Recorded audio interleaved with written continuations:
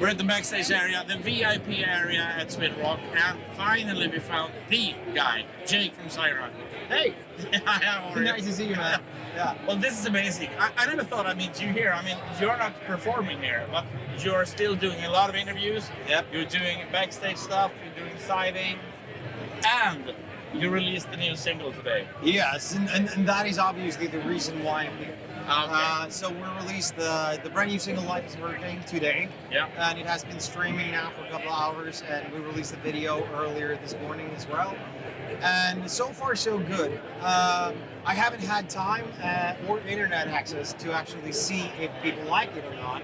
But Well, we both know they do. So. I hope so. I Yeah. hope so. No, but the reason for us being here is just to meet people like you, and to spread the word about that Cyhra's back, Yeah. because we've been away for so long. Well, we've had a couple of years of COVID, so that's, I mean, it's understandable. Yeah, yeah, you can understand it, but it fucking sucks. Yeah. Yeah, exactly.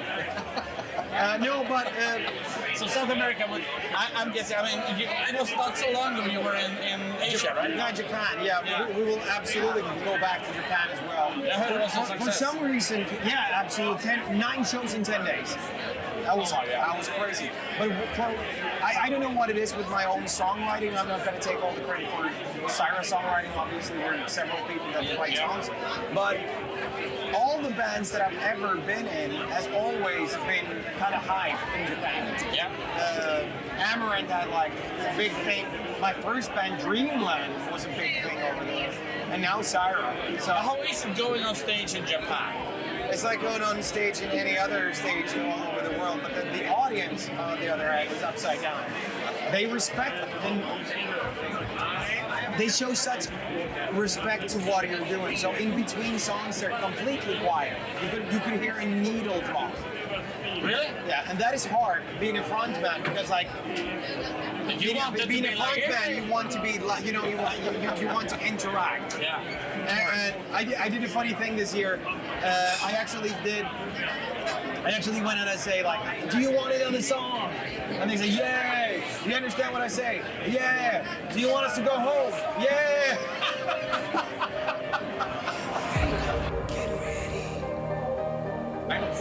When you write music, the process like, do you start with riff or you start with lyrics, or how does it work? I usually sit like, so my day job is to work in my own studio. So I a couple of years back, I realized that to get anything done at all, I need to make this my full-time job. And now we're not talking about money or profit or whatever, but I really needed to like I leave my kids at daycare, I go to my studio, and I start writing from 8 till 4. Okay. Some days I'm doing just the crappiest fucking things that you can think of, and all of a sudden, you get a great idea that you're actually working with. But I usually start working on piano or guitar. Sometimes I might have vocal melody running around in my head, and I just throw that in and try to stake chords upon that and see where it's going. But for me, it usually starts with music. Okay. So But it's a weird process because I can start with a riff, and then I get the chord structure, and then I put vocals on that, and then I realize that the vocals are great now, the vocal lines are awesome, but the music sucks. So then I just remove the music and then I start over again. So there's no songs that are written the same way. yeah, but you have. And we talked about this before, not you and I, but we talked about it in the radio station and also at the office and everything. You have an amazing voice. And when you write music, do you write the music for your vocal? You understand what I mean? Yeah. One thing with writing songs, it's so weird. Like, look back on the Amaranth days, for example. Yeah. It was Olaf that usually were the engineer of the the backing tracks, like, you know, came up with like chord structures and stuff like that, and I had to sing upon that. Yeah. And he knew exactly where my voice worked. When I started Cyhra, I had no fucking clue where my, you know, range was. Okay. But I decided that I'm gonna make these songs the hardest songs to sing. I wanted to push myself. Okay. That makes sense. Yeah, and then I just continued to do that, which is fucking stupid, because all of a sudden you're going on tour and you have 15 songs that you have to sing. That is extremely hard, and you cannot breathe in between the words. So yeah, I just like to, you know, push myself forward to do things that I haven't done before, and get inspired. And you know, obviously as a songwriter, you have your way, your voice, so to say, to write songs. I mean, like you can probably hear if I've written songs or if you've written songs. Yeah, of course. But you leave a stamp on it because like you have just like Jesper, you hear directly Jesper has performed.